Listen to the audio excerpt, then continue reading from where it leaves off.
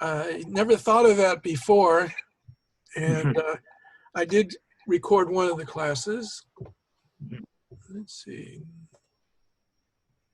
So 6, we need one more.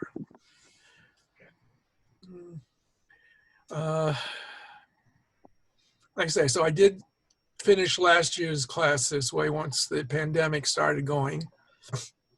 Obviously, I've never started one this way, and believe me, it's not my preferred way of doing it. Here comes Christina. Hello, Christina.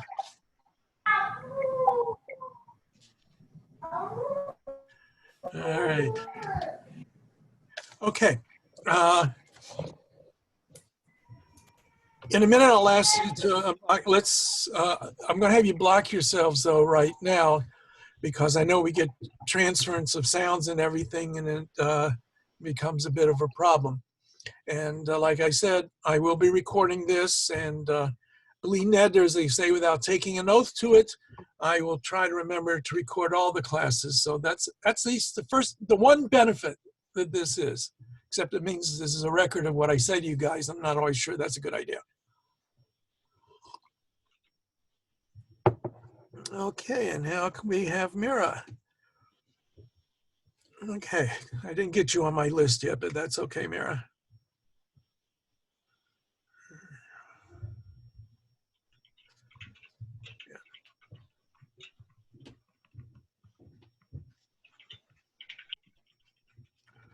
So I wonder if anybody else is going to show up that I don't have on my list. Everybody was able to get connected, okay? I've had issues in the past. If at any point when you're muted, if you want to ask a question, unmute yourself and just yell out, okay? I don't mind. I like having questions. I like even better if I have the answer to your question. Now, this is called Introduction to Judaism. It is not called a conversion class per se. Now, we don't call it a conversion class. And what we do here with the Rabbinical Assembly, Ontario region, is we offer this class. You must have a sponsoring rabbi who works with you personally. And at the end of the year, next June, God willing, we'll be past this pandemic, and in order to pass the class, hi Christina, you got somebody, a little one there.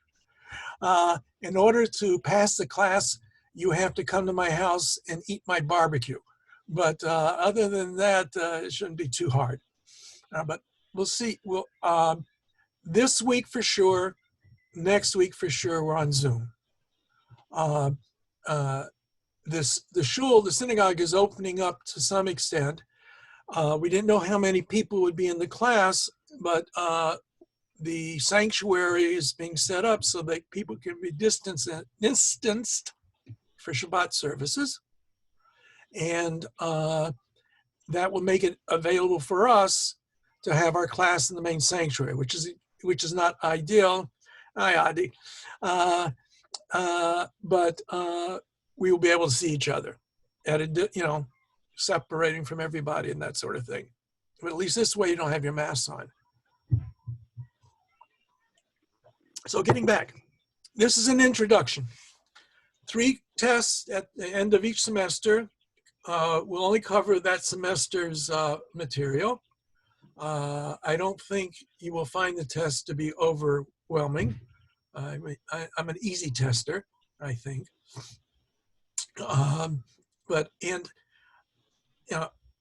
If you read the readings, you should be able to keep up with everything with the class. I hope you try to. Some people do, some people don't. I will cover all the material in class to the best of my ability. When we take the test, what I will do is I always give a pre-test somewhere after a few weeks of classes, so you see the kinds of questions that I will ask, and that gives you a better idea of what sort of things I wish you to be sure to know. I would like you to remember everything that we do, but of course that's not going to happen. Whatever you can, you'll see most important elements are what I'm looking for. My little jokes and little sidebars are usually not necessary to remember. I try to enliven the class a little bit with that, and also with my lousy humor. Also, I apologize in advance to let you know that this essentially is only an introduction. It's going to be a mile wide and maybe an inch deep. There's always more to learn. There's never enough time for me to give you everything that you should know about the particular subject, and I don't know everything about the particular subjects. So, but I will do the best that I can under the limitations that we have. If you take notes and you listen to me, it should be okay. You must keep in touch with your sponsoring rabbi. That's not my job. That's your job. And he is the one who will decide after the class is over whether or not you go before the Beit Din. The Beit Din is the rabbinic court that completes the conversion process. We'll talk about it more a number of times, but just so you understand, 3 rabbis constitute a Beit Din. Even though you've had tests and everything with me, they will ask you questions. Usually their questions are much more around areas of your commitment rather than your actual knowledge. But they will be able to ask you anything. And if you pass their examination, it usually takes 15, 20 minutes or so, then you're taken to the mikveh and undergo the immersion. And then comes the hard part, living a Jewish life. Okay? A little bit about me, and then I'll ask you to introduce yourselves this way. We'll probably do it again when we can actually meet in person. But as you can see, I'm about 21 years old with over 30 years of experience in the rabbinate. No, I just managed to make the 70th year this year. So, Shivim Shana, 70 years have granted the strength. 80 have granted the vigor, it says in Psalms. Yes. Which is also the psalm we recite at this funeral, so I'm not sure it's the best one to make note of. But anyway, I grew up in the conservative movement. I grew up in the conservative movement when it was much more traditional in style than it is today. I am a very traditional conservative rabbi. I've been accused of being Orthodox. And right now, actually, I attend an Orthodox synagogue. Well, I used to attend an Orthodox synagogue. I haven't been to the synagogue since this pandemic started. And I don't know when I will be able to go because I have to watch out even more than the ordinary person because I've had some issues in my health. And I enjoy the service. And this is, all right, I'm letting you know where I come from.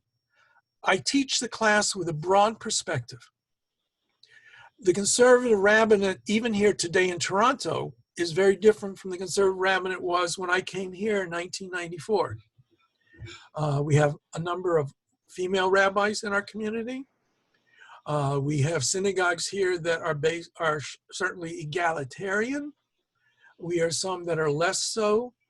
And it is not my place to decide on these issues. I will try to give you all of the various approaches to the different issues that come up from the most orthodox to the reform even. Because I think it's important for you to understand the totality of what's going on. And we will talk about the conservative movement. We will talk about the synagogue. And if you've looked at, did everybody get a copy of the calendar with all of the readings and everything? Okay. Yes. All right, good.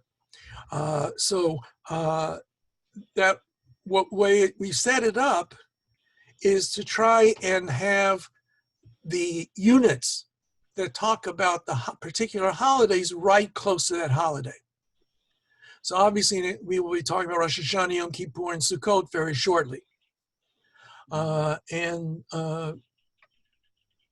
We will also deal with Shabbat, both on a ritual side, what takes place in the synagogue, what takes place in your home, and what is the meaning and background of the holidays and the traditions.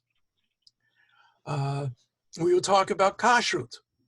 What are the restrictions of kashrut, how to understand what kashrut is all about. Also, take note that there are essentially commitments that the Beit Din will expect of you: to keep kosher, to observe the Shabbat to the best of your ability, and the holidays to the best of your ability. Of course, we like you to observe everything. Jewish tradition says there are 613 mitzvot in the Torah. Most of them are not operative today.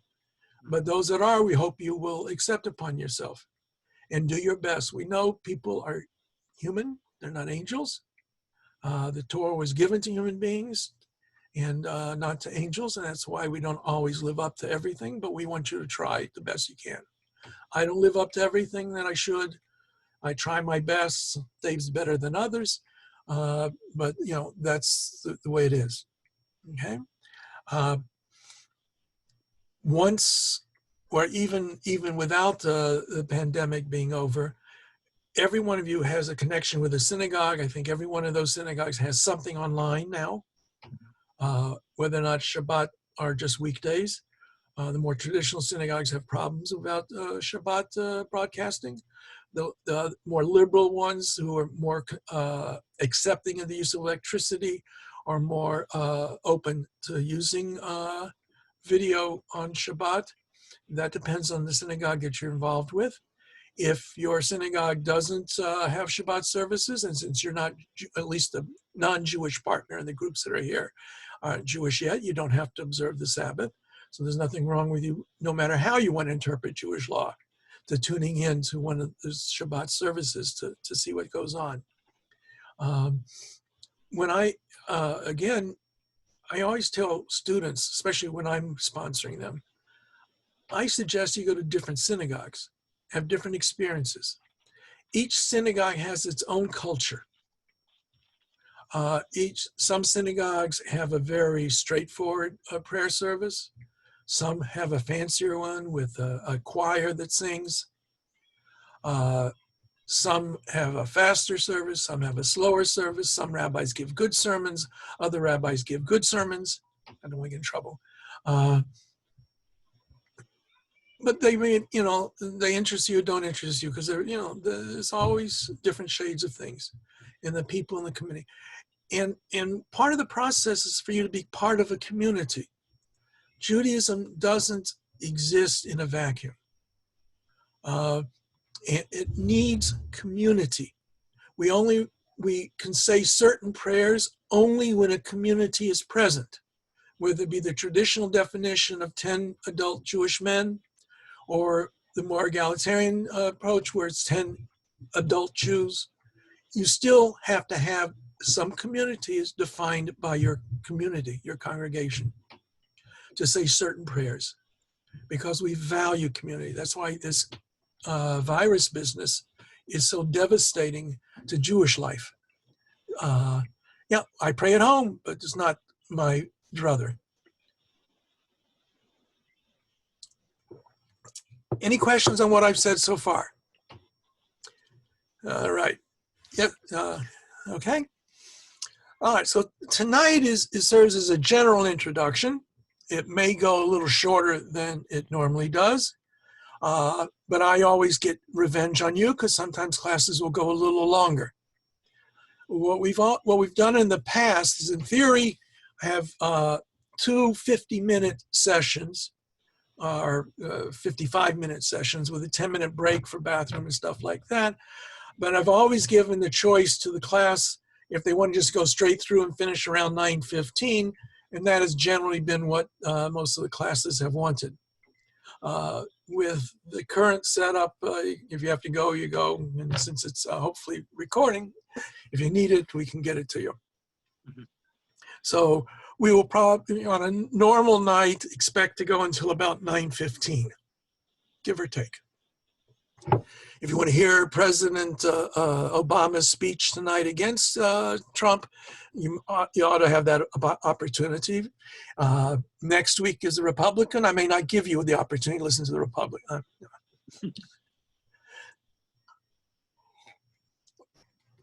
Okay. One of the things I've been working on in this new introduction is to really redefine the very parameters of what does it mean to be a Jew or Judaism, what that's all about. I'll share with you that a lot of modern scholars are questioning whether or not the term Judaism really has application before the modern era. In Hebrew, before the modern era, there was no word really for religion. Judaism was the practice of the Jewish people. There was, the Bible gives directions. The rabbis later on give directions. That's what we have with us today. But you will not find the Bible ever using the word Judaism. There is in the book of Esther a comment that many of the Persians Judaized, whatever that means and whatever it meant at that time. Even when we talk about conversion, it's not, it's almost like a national act. So I'm going to say for the moment, Judaism is what Jews do. Okay?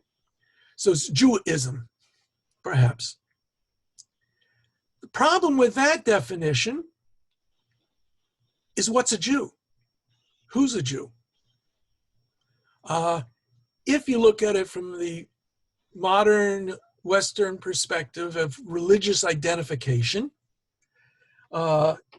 Judaism is what Jews practice. But does that mean it's the same everywhere? All right. But who's the Jew that's doing the practicing? And what are they practicing? And how do we get to call him a Jew? So in the modern age, we have two definitions of Judaism. One is what I call the ethnic, and the other is the modern religious terminology. Although it's not modern, really. The ethnic identification is traditionally anyone who is born to a Jewish mother is Jewish. Okay? Until recent history, that definition was universal. The Reform movement and the Reconstructionist movements have both introduced patrilineality into the equation, saying that if either parent is Jewish, as long as there's a commitment by the child, by bar mitzvah age or before, I'm not sure how they word it exactly, to lead a Jewish life, they're Jewish and they don't need to convert. In the conservative movement, in the Orthodox world, everything depends upon the mother. If the mother's Jewish, the child is Jewish. If the mother's not Jewish, they're a nice kid, but they're not Jewish. Okay? So that's an ethnic identity.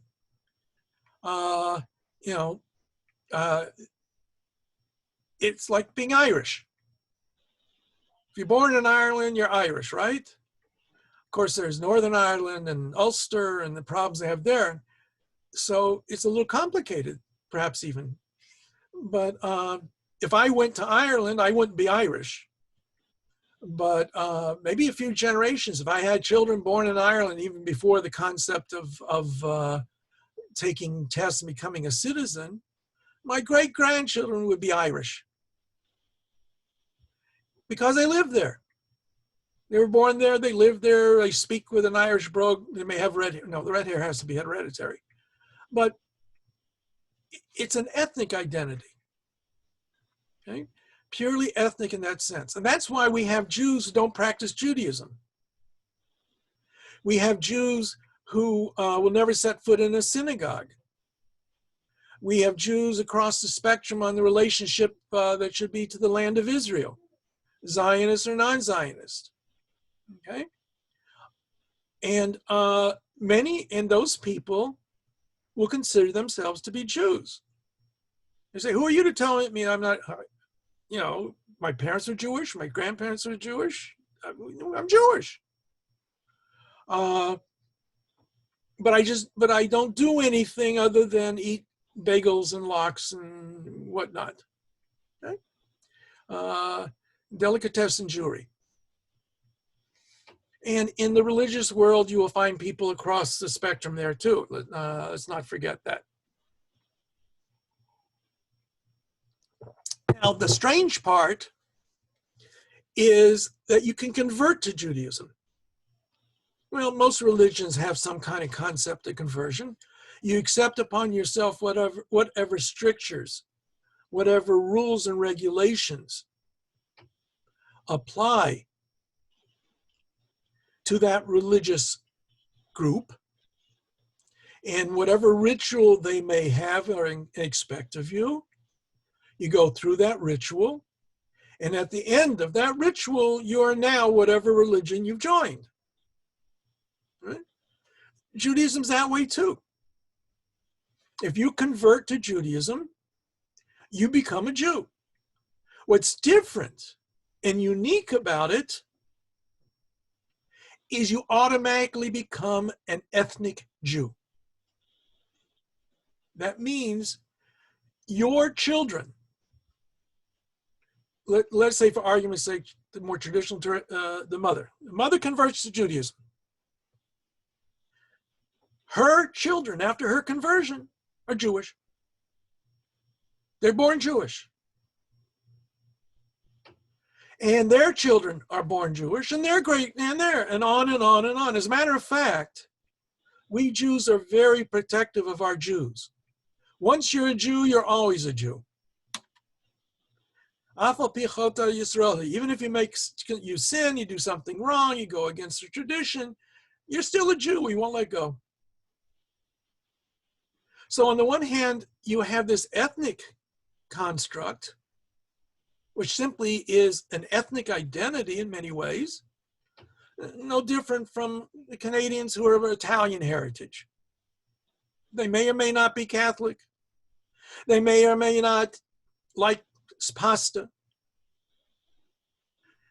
But they have some Italian things about them that they like. They may have the words that their grandmother taught them or what have you, and use these things, what have you, whatnot.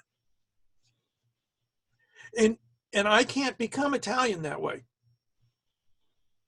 You can't become anybody here's Italian? Okay, I've had some Italians on that. Okay, a little bit. All right. Do you practice the Roman traditions, or do you practice Northern Italy's tradition? No, well, okay.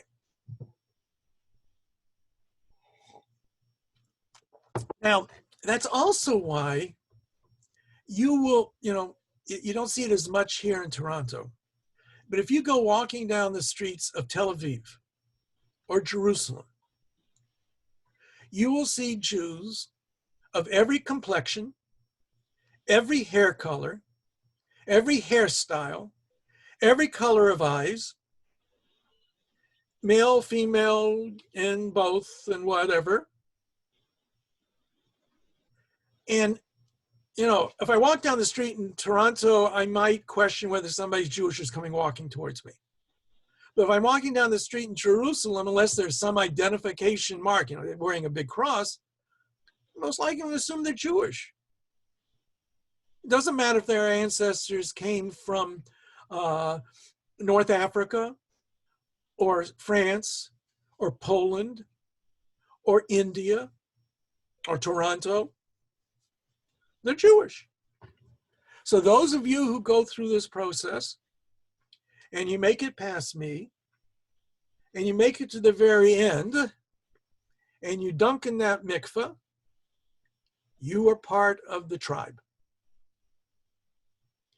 Now, since I and my colleagues take it very seriously, it means you don't only become an ethnic Jew with rights to eat bagels and lox, but you are a religious Jew, and it's your responsibility to live up to the commandments, the mitzvot, the way of Jewish life. And so in the end, you have to make that commitment. Your commitment must be to lead as totally a Jewish life as is possible, most especially in areas of Shabbat observance, kashrut observance, and observance of the holidays. If you have work issues, you talk to your rabbi about what things can perhaps be done to help out in that department. Okay. You have any questions on what I've said so far? Okay. I hear that. I hear everything rattling there. Okay. Now, one of the things that I want to do right now for a little bit of a break, I'm going to ask you to introduce yourselves and give us a little background as to why you're going through this effort of being here and going to the class. So I'm going to start with my left. I have no idea where it's not for you. Mark Marian.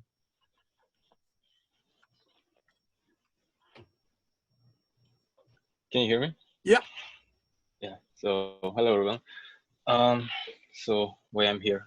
I was raised as a Catholic in Hungary, and after I became very anti-religious because I had too many questions which nobody could answer me, especially my parents.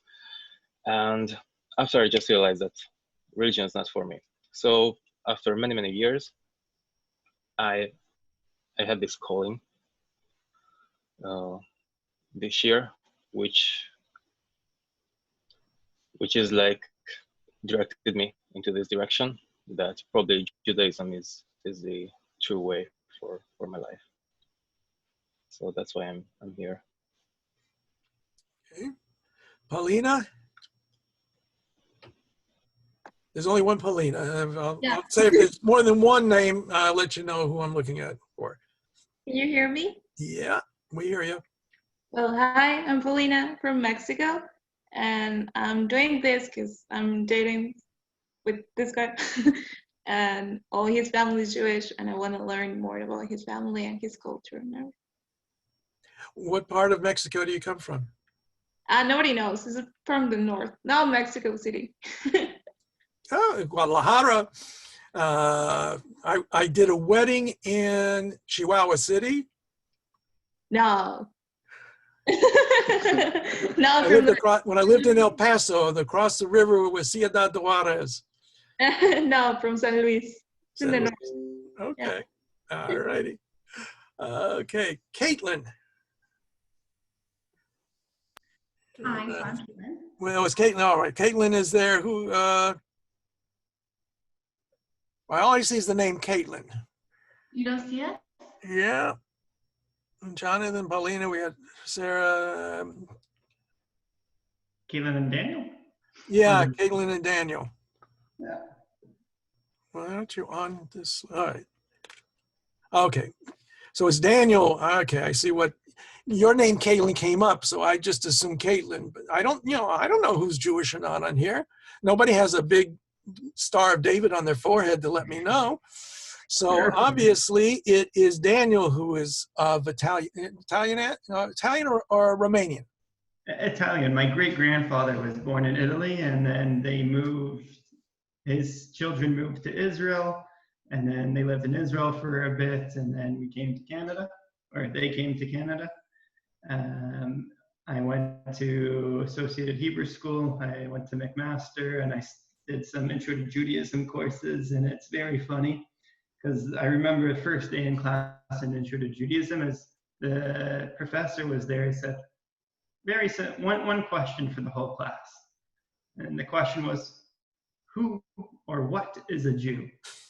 And the whole class was just stumped, and I was just sitting in the back with my friends. And it's true. You brought it up today too, and You gotta start somewhere. Yeah, I gotta start somewhere, and I'll let Caitlin introduce herself. So I didn't really grow up religious or Jewish. And I'm engaged to Daniel, and his family has always practiced Judaism. And through our years of dating, I've started to learn the practices, and so I just wanted to learn that much more and kind of join into their culture. You haven't sent your application in yet, right? No, it's on its way. Yeah, it's okay. That's all right. That's why I got a little bit of confused there. Okay. Next is VCN 8101. Yes, that's going to be my code name from now on. So again, my name is Tasha. Can you guys hear me okay? I think so. Perfect. So my story is kind of very similar to Mark's story. I was born and raised in Poland as a Catholic. Considered or learned about Judaism in my early years, was very intrigued by it, looked into it a little bit more. But, you know, it's a very serious decision to take upon yourself, especially when you mentioned yourself, even the 613 laws, even though not all the mitzvahs we have to keep up, some are for men, some are for women, some we don't do anymore, but still it's a serious undertaking. So it took me a few years of going back and forth until finally I decided it's time, and that's why I'm here. Okay. Is Faye going to be joining you on the classes? Oh, she's here. Okay. She doesn't want to join yet. We just wanted it to be my first class. That's okay. That's all right. We really like when there's a partner involved, for the partner to go through the process with us, because, you know, part of it is they support the person who's interested in converting. And so they should have at least as much knowledge as a person converting. Sometimes we know that somebody who converts has more knowledge than the average Jew on the street. I'll tell you that. Yeah. Okay. All right. Christina. Christina.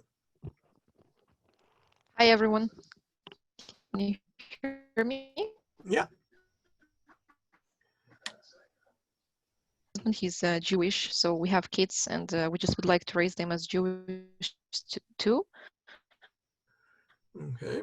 I think this is the right way to go. I came from Russia, and I was raised as a Russian Orthodox, but the country was communist, so the religion wasn't really there, and the teachers were sort of against the religion. That's how I grew up, and my parents, they would follow the holidays, but if you ask them a question like what does it mean, they wouldn't know that, so it was more like a tradition. And the more I learned about Russian Orthodox and church, I realized that it's not really for me, so I sort of felt a bit like a black sheep there. So that was one of the reasons why I was more open about learning about other religions. So yeah, so now I'm here. You're from where in Russia are you from? Are you from Russia itself? From Perm. It's Ural Mountains. Ural Mountains. Okay. So it's so they're Ural. Yeah.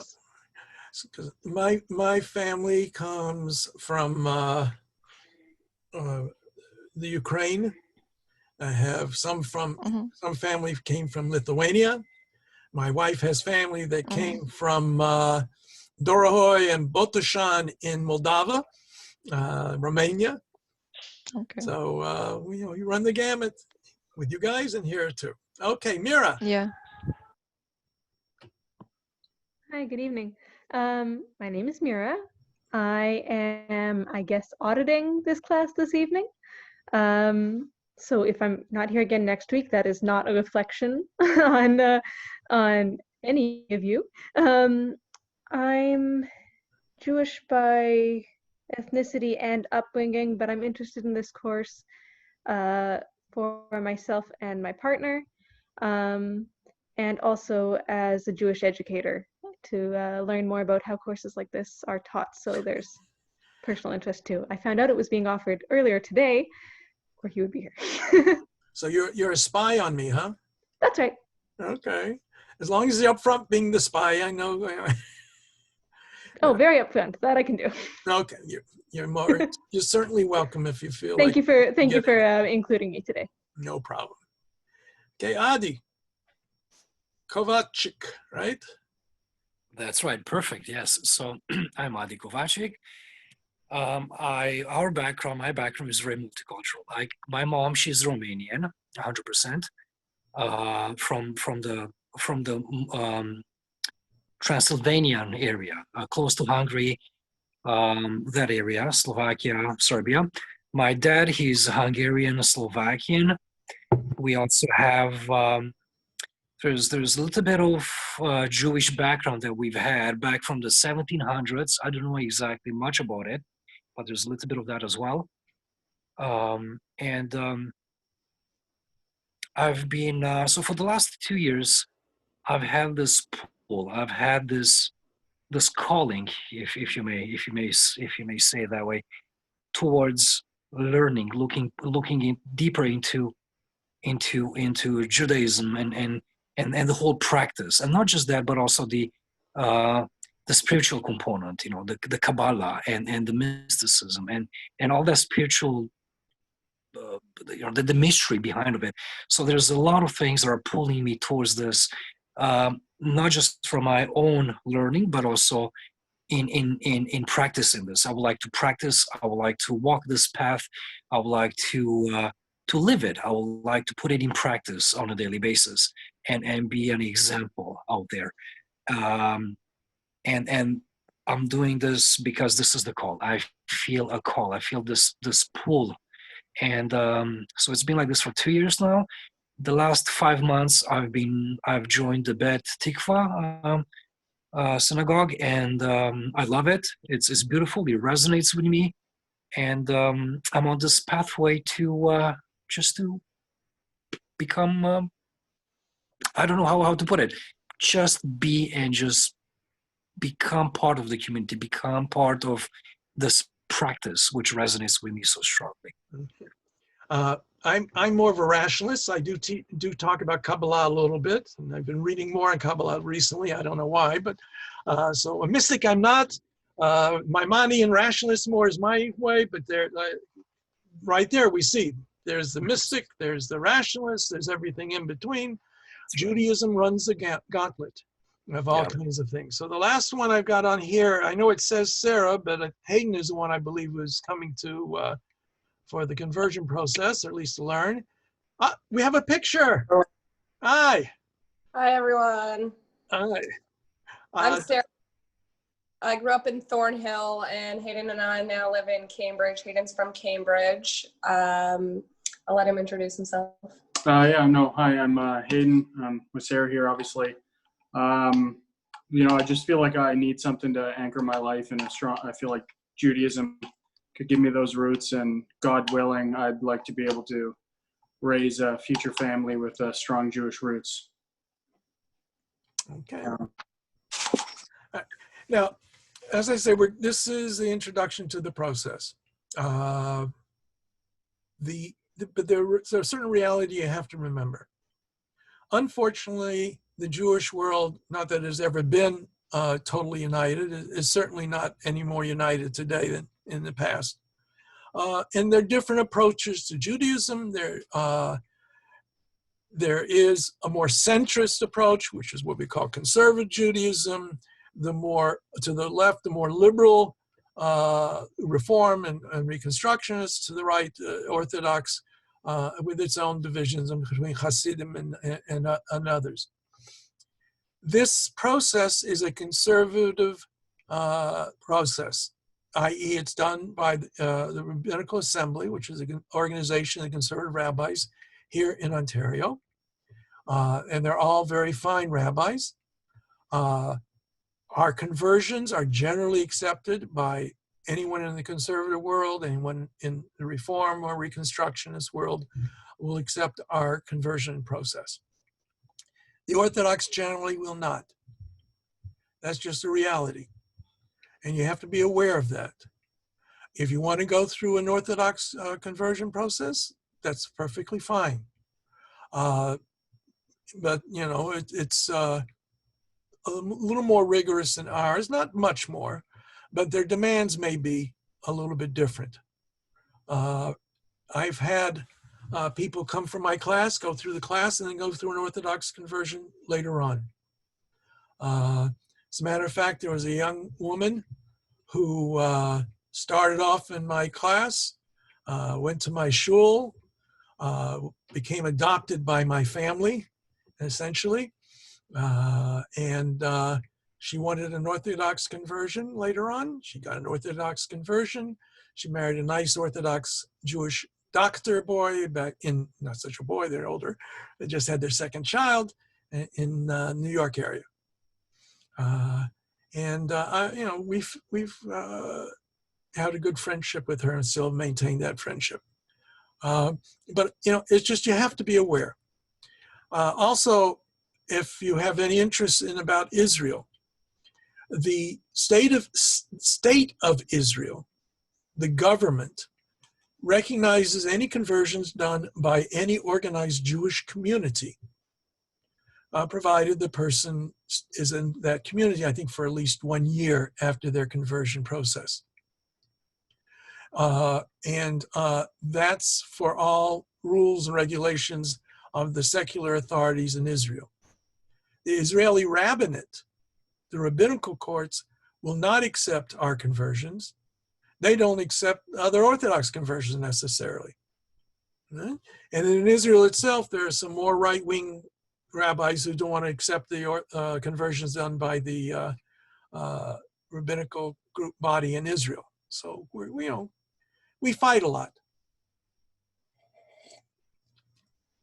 There's a joke that's said at the end of on Shabbat in services in most traditional prayer books. There's a statement that says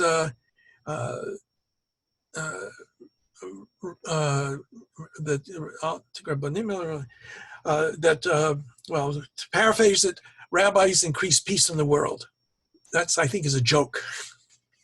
Okay, but we do try to do our best and sometimes work and don't. So we're looking forward to this process. Every week, we will gather, at least right now, on Zoom. I will, usually what I do is also after the first of the Jewish year. When is it a Jewish year? Anybody know? Coming up, isn't it? Yes, it is. Rosh Hashanah. And we'll talk about Rosh Hashanah next week when we talk about the calendar. All right? We have a cycle of Torah readings, and I will introduce the weekly Torah portion after that point in time. Now that you have a list of books that we asked you to procure. Okay? Amongst them are, we recommend the Koren Siddur, which is an Orthodox Siddur, but because it has everything in it, and you can certainly put your own notes in, or if you want, your synagogue does it a little differently, different things, that's fine. But because it's a complete Siddur and you can go just about anywhere with it, we like to recommend that. We want you to have a modern translation of the entire Bible. I know people come to class. Yeah, yes, Adi, you had a question? Sorry, is that okay if I sometimes raise my hand if I have a question? I don't mean you can raise your hand. I also know they have a thing there that to wave your hand. I don't know, but go right ahead. If I don't see it, yell. Okay? Sure. Thank you. So pertaining to the books themselves, do you recommend any place in Toronto, any good places that we could purchase the books from, or Amazon? Well, you're free to get them anywhere you can. Right. There should be, you got the full letter and everything? On the back page is a list of a couple of places where you can get them. Whereabouts do you live? I actually live in Waterloo. Waterloo. Yeah. All right. So unless you want to go up further north, You yeah. know, there's a good place. I was missing a few of the books, and you can actually order them from the Israel store, the one in Thornhill. Yeah. I ordered them all, and they're being delivered. They have all the books. Okay. Yeah. He always calls me or sends me an email every year when we're getting close to class time. What's the curriculum? What are the books that we need, etc. Yeah, So, I do drive up to Toronto, to Thornhill specifically once a week, so I might as well just stop by and pick them up. okay. Well, it's good because if you go to Israel's, you will discover this Jewish shopping area right there. The big grocery store with a bakery and kosher stuff there, and there's a kosher pizza place there, and there's a kosher, well, they're not Second Cup anymore, but they're a coffee place there, another pizza place, and sushi, and I don't know what's the fleshik one these days, but what have you. Thank you. Oh, okay. Can I have a question? Yeah. I have the Quran Tanakh. What do you think about this its translation? The Koran Tanakh? Yes. Yeah, it's a fine translation. It's a fine translation, no problem. There's also the Art Scroll that's out there. The Koran is more recent, so I guess we just kind of stuck with the JPS translation. You know, this is important to understand that every translation is going to be an active interpretation. You know, a number of you obviously didn't start off speaking English. Right? And so you've learned in the process of learning English that it doesn't always match exactly what you think you're hearing or the words in your native language. And two people might translate the same thing differently. Sometimes that's purely innocent attempts to understand. Sometimes there are certain theological aspects to it. We'll see that when we come to the book of Isaiah, especially, where there are a number of parts in it that Christian tradition sees one way and Jewish tradition sees another way. One of the famous issues is the question of what is the status of an unborn child in terms of abortion? And that in many ways relies on how you interpret a passage in the book of Exodus, which is not talking about abortion, but is talking about two guys that got into a fight and hit a pregnant woman and what happens as a result of her injury. We will talk about that later on, I'm sure, when we talk about Jewish law and tradition and interpretation. So, you know, if you have books on hand and you want to know if they're reasonable to use those instead of the ones on the list, just let me know. You can always send me an email. Everybody's got my email address now, I would assume. And don't hesitate to send me an email if you've got a question or something like that. Right?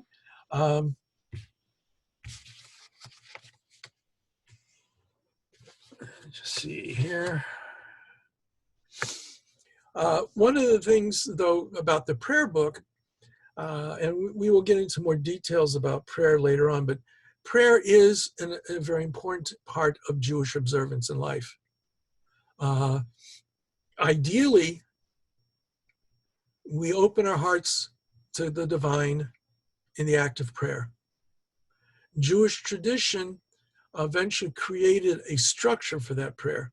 We know that originally there was no structure.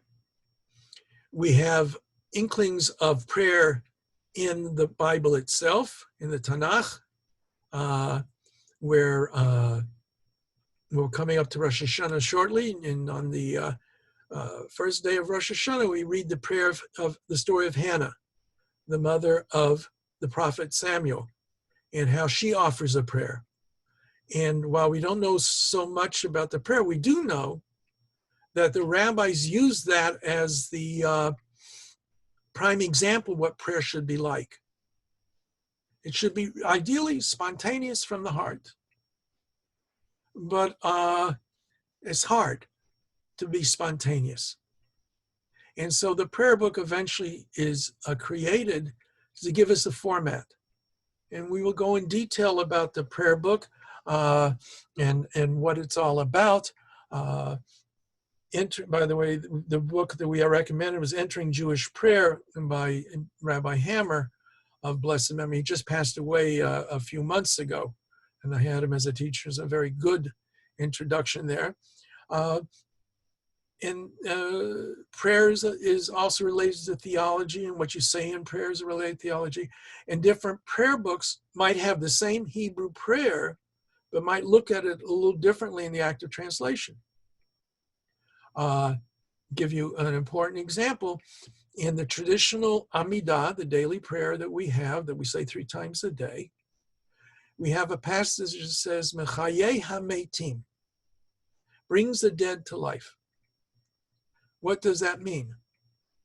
Now, we know for a fact in rabbinic tradition, when that was first composed and compiled, it was talking about the resurrection of the dead. Jews believe in resurrection? Yeah, well, we'll see that later on. But clearly it meant that originally. Some people are not so comfortable with that theological concept of resurrection. And some, for example, the Reformed Prayer Book, I believe, changed that wording a little bit. Some went back to the old wording, but understand it to mean a life beyond this world. Not a physical resurrection, but a continuity of the soul and the spirit. And when we talk about death and mourning and all of that, we will get into some details of that. But do you say, translators, who brings the dead to life, to restore life to the dead, resurrect the dead, grants eternal life? You know, none of those are wrong. Are they all right? Yeah, perhaps. That's also something that we're going to see, that there are often different Jewish answers, different perspectives for the same thing. Right? The Talmud, which we will talk about later on, is built on disputes. The old joke, 2 Jews, 3 opinions. And that is the Jewish way. Sometimes we come to a decision, sometimes you have to. If you're going to share a meal with somebody else, you have to know whether or not that chicken is a kosher chicken or not. You can argue all you want over it beforehand, but if you're going to sit down to the meal, either you can eat or you can't eat. So sometimes we make clear decisions.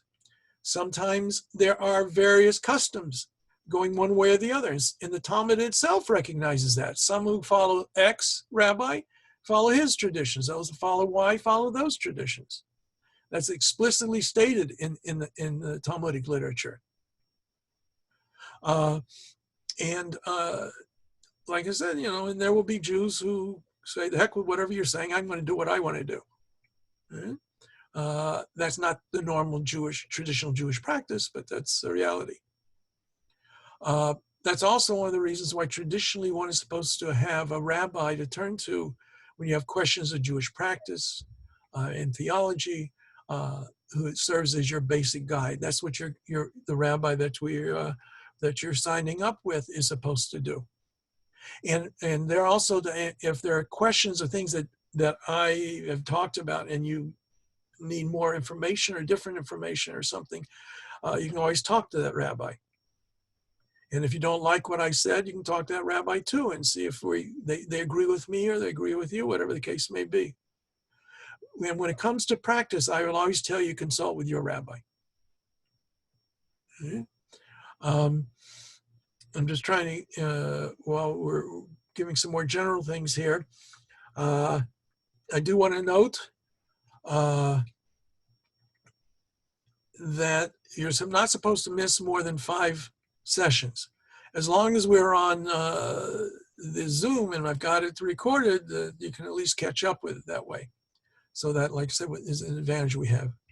I will use terms throughout the course of the year. Sometimes they're highfalutin English terms. Sometimes they will be Hebrew. Sometimes they even may be Yiddish. I don't speak Yiddish, but there are a few words, things that are part of the Jewish vocabulary. We will talk about vocabulary as we go along. Part of the process is for you to learn Hebrew, not to speak it, not even be able to translate the prayer book or the Bible, but be able to participate in synagogue life. If you want to go beyond that, wonderful. But we don't have the time in the classes that we have here for that to take place. There are other Hebrew offerings that are out there, and there are all kinds of software and things that are available. Duolingo, if you want to learn modern Israeli Hebrew. So that when you go to the restaurant in Israel, you want to order bakar, you don't want to order basar. Bakar basically means a steak, and basar basar means meat. All right. So you're shaking your head there. Okay, somebody's agreeing with me. Occasionally, I have an Israeli who doesn't agree with my Hebrew, and the Israeli is usually correct, not me. We will also be using the Sephardic pronunciation. Jewish tradition has two basic families of pronunciation. One that is associated with Eastern European Jewry, that is referred to as Ashkenazis or Ashkenazit. The other is usually referred to as Sephardic, and it's the pronunciation of the Jews from originally from Mexico, from Spain, North Africa, and different parts of the Middle East, Eidot HaMizrach, the eastern part of the Jewish world. But most of the conservative synagogues use the Sephardic pronunciation. That's the pronunciation that's used in Israel, and that's more or less the pronunciation that we will use for the Hebrew. And when we come to that, either I will arrange for you to get a copy of the book, or we will be meeting in person, and I can give you a copy of the book that we're going to use for our Hebrew lessons. Trying to think what else we've got.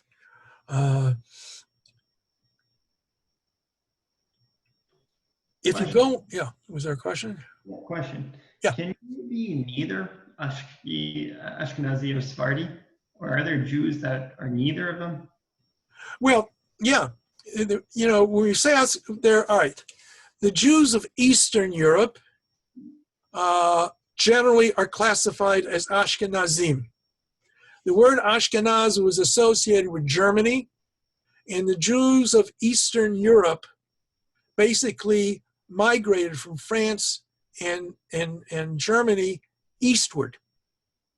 There were Jews who came north from Israel, from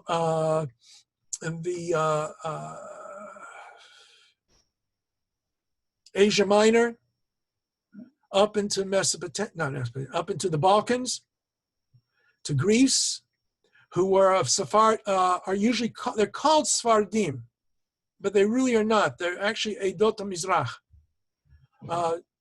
The real Sephardim are the Jews who lived in Spain, and the Jewish community of Spain was finally kicked out in 1492, and they settled in different places. For example, in Amsterdam, there's a Sephardic synagogue there. The Jews of North Africa have their own traditions depending upon what part of North Africa they come from. We talked about Italy. There is a Nusach Roma. There is I have a prayer book. I like to collect prayer books. I have a prayer book that is from Rome, and it follows the Roman traditions, the Jewish community of Rome. And Northern Italy had a little bit different from that. There were Jews, the Iraqi Jews and Syrian Jews and Iranian Jews, in those days were Persian Jews, all have different kinds of traditions. Mistakenly, those were usually referred to as Sephardim because their Hebrew pronunciation was like the Sephardic pronunciation of the Sephardim. But they have really often very different traditions, although their prayer books are closer. Yes, Mara? There's a few very good movies that have come out recently detailing the experiences of Jews from Arab lands. Igal Nizri at U of T just finished teaching a course on it that my mother took, so I have all the readings downloaded on my laptop. But super, super interesting varieties of tradition between for example, Syria and Iraq and Mizrahi traditions. Yeah. I also had a classmate who was from Mumbai who had a whole different set of pronunciations. Yeah. The Cochin Jews are a little bit different, and the fact of the matter is, everybody knows that their tradition is really the only right when all the others are wrong.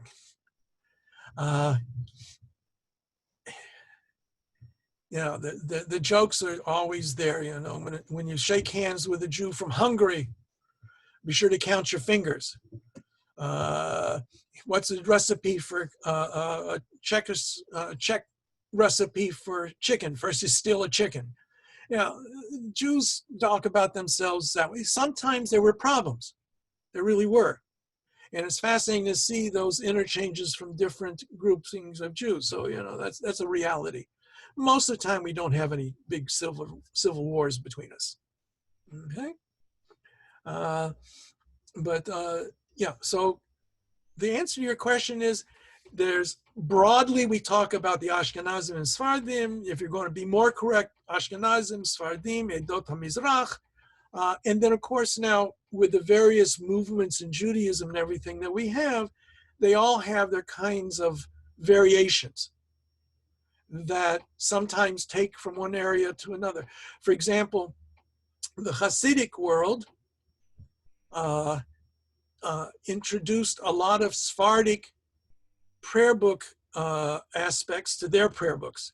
With the influence of Kabbalah and the Ari HaKodesh, a lot of Jews who then became, Hasidism was influenced very much by Kabbalah and adopted his changes to the prayer book that matched, in many ways, the Sephardic traditions. The standard that you have in the Orthodox world today, Sephardi, what they call Nusach Sephardi, has nothing to do with Spanish Jewry. So their prayer book is from that line, just like the Hasidim are. The standard Ashkenazic prayer book follows a somewhat different tradition. The Reform and the conservative movements and the Reconstructionist movements, when they started dealing with the prayer book and they wanted to make changes, they were mostly starting from an Ashkenazic prayer book background, although some of them introduced some Sephardic traditions into that. So that's all out there. Yes?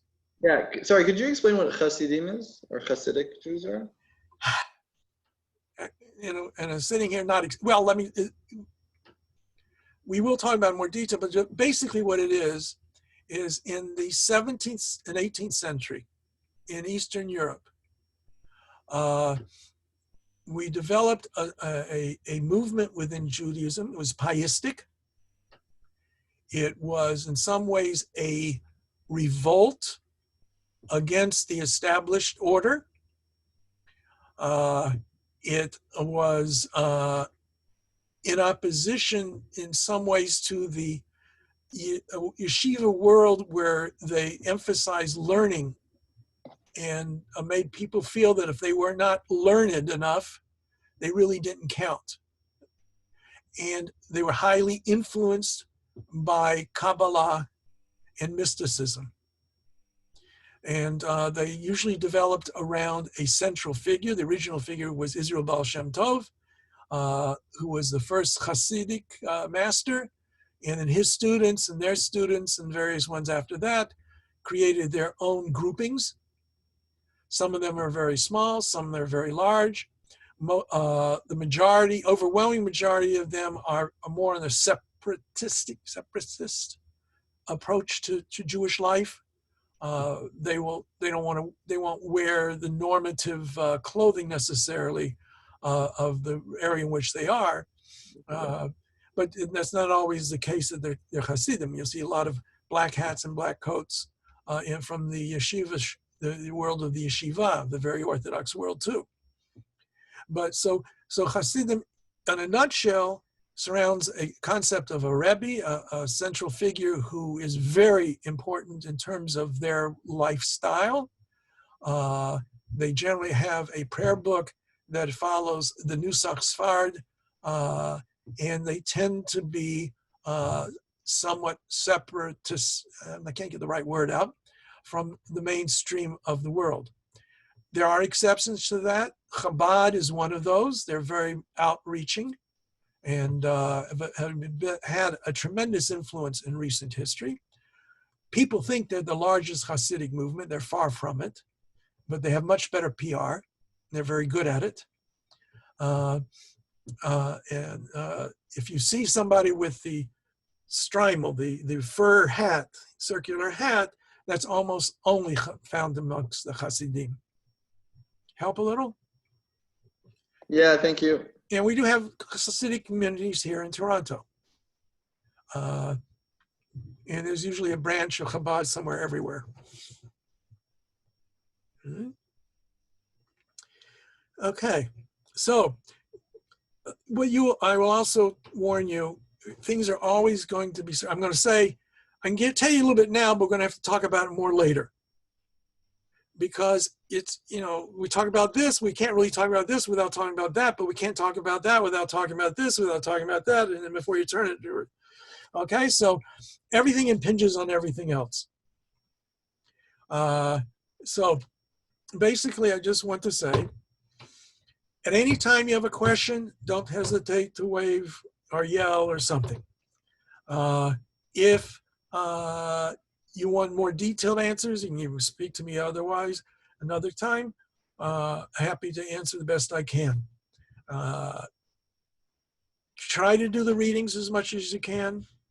I know it's a lot, but it's helpful. We'll maybe send some things your way, like Mira suggested. There's some movies and things out there that are going on. Oh, what I want to warn you about is when you go on the internet and you go to Rabbi Google, be very careful. There are some wonderful websites and sites out there that are very good and have their perspective, which is fine. Chabad has a lot of things out there. You'll find others as well. There are some out there, especially that don't show at front, but they are messianic, i.e. they are Jews who have become Christians. Sometimes they're Christians who pretend they're Jews. And they have the right to do that, but they don't always let you know that that's their perspective. But if you come across anything that says it's messianic, or you start seeing anything about Yehoshua or Yeshua as part of what they're talking about, they're coming from that perspective. That's their right, but that's not where we're coming from. No one in the pretty much the general Jewish world accepts Messianic Judaism as being part of Judaism. If there's one that's kicked out, that's them. Now, obviously, the more right-wing you are, everybody to your left is no good either. So I realize that.